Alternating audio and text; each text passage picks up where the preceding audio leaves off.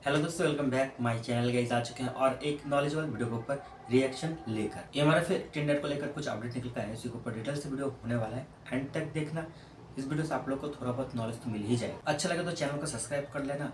आप लोग को ओरिजिनल वीडियो का लिंक मिल जाएगा in the description. So let's start this video.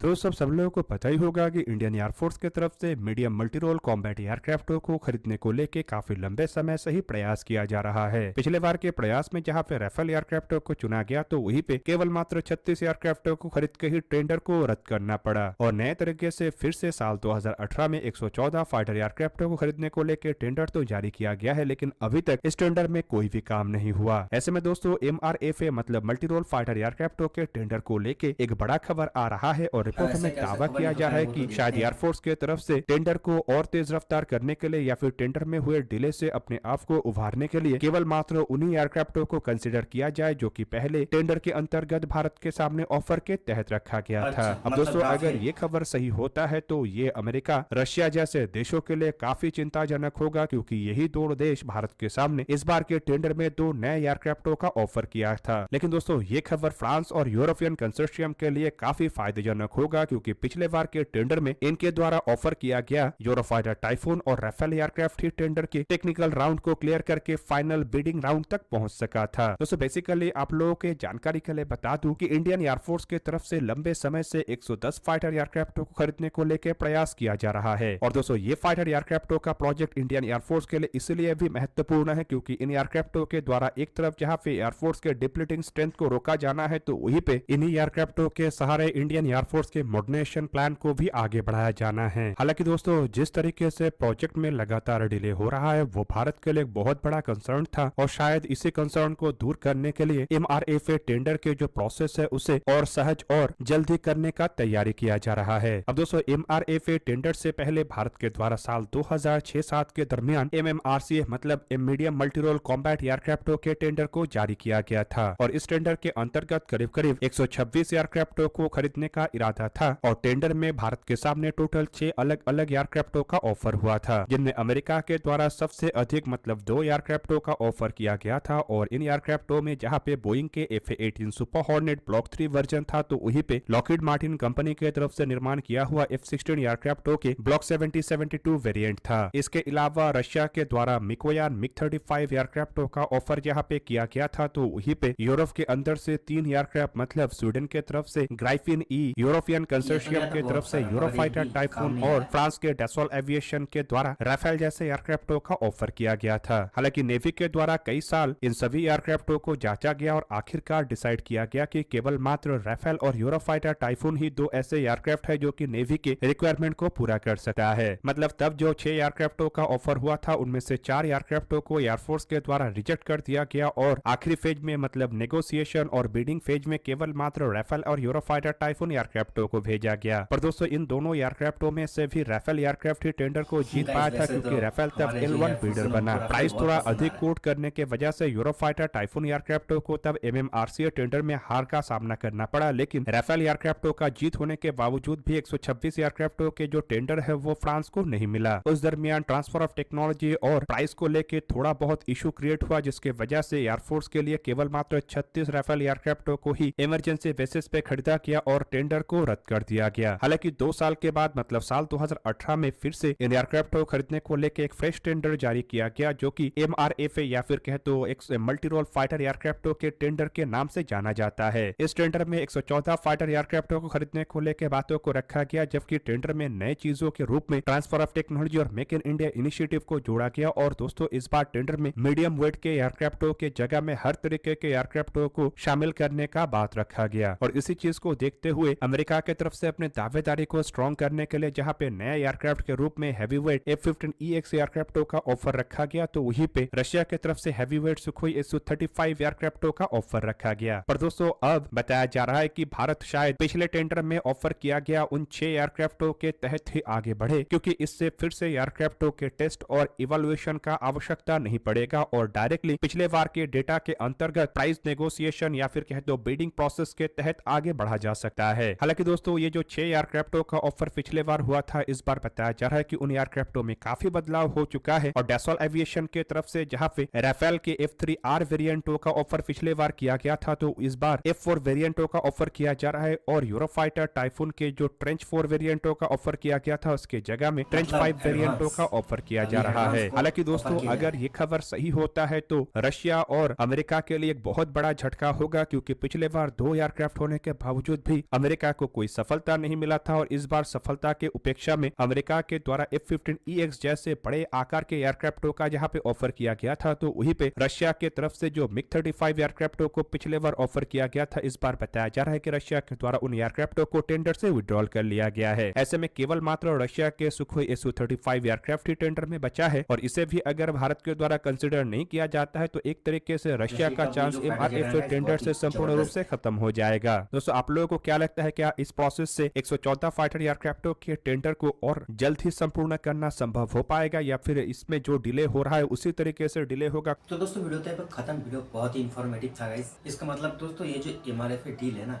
2007 में चालू हुआ था, उसके बाद 18 में इसको फिर से प्लानिंग किया गया और आज है 2025। मतलब समझते हो 18 साल हो चुके हैं पूरे इसका, और इसका अभी तक कुछ भी नहीं हुआ है। अभी तक हमें एक भी फाइटर जेट नहीं मिला है। और अब फिर से अपडेट निकल गया है कि इतना साल बाद ये जो टेंडर है, इसको अंदर कुछ रिफॉर्म करके फिर से इसको लागू किया जाएगा। मतलब इसके ऊपर बहुत ही तेज़ी से काम किया जाएगा। गाइस मैं ये सोच रहा हूँ कि 18 साल लग गए ये सोचते हुए कि ये जो हमारा MRF टेंडर है, इसके ऊपर बहुत ही जल्द काम करना चाहिए हमें।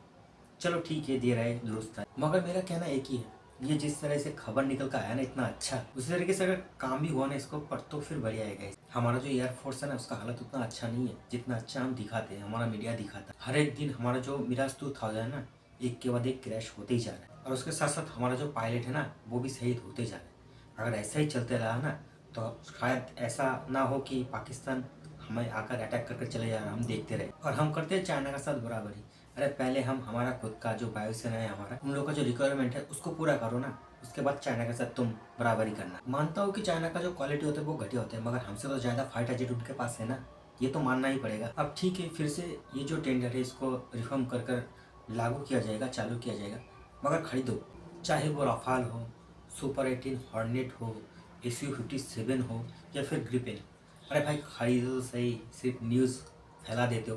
खरीदने वाला इंडिया फलाना करने वाला, इंडिया ढिमकाना करने वाला। अरे कुछ तो करो, हमारे वायुसेना के लिए कुछ तो सोचो। सिर्फ टेंडर जारी कर दो, टेंडर जारी कर दो। 18 साल से तो तुम सिर्फ टेंडर ही जारी कर रहे हो, काम तो कुछ भी नहीं हुआ। 114 फाइटर जेट, अरे तुम 14 फाइटर जेट खरीद के दिखाओ। सच बताओ दोस्तों, मुझे ना अच्छा नहीं लगता यार, ये जो खबर न्यूज़ निकल कर आता है ना, मुझे इस पर यकीन नहीं होता है। ठीक है, अब इस न्यूज़ में भी मुझे उतना यकीन नहीं है। अब न्यूज़ निकल कर आया है, वो तो हमें समय आने के बाद ही पता चलेगा कि क्या होता है एक्चुअल में, क्या ये सच है या फिर फेक। आप लोगों को क्या लगता है, इस बार क्या MRF टेंडर के ऊपर सही तरीके से काम होगा? अगर लगता है तो कमेंट में जाकर बताना जरूर। वीडियो अच्छा लगे तो लाइक और शेयर कर देना। मिलते हैं नेक्स्ट वीडियो में, तब तक के लिए जय हिंद, जय भारत।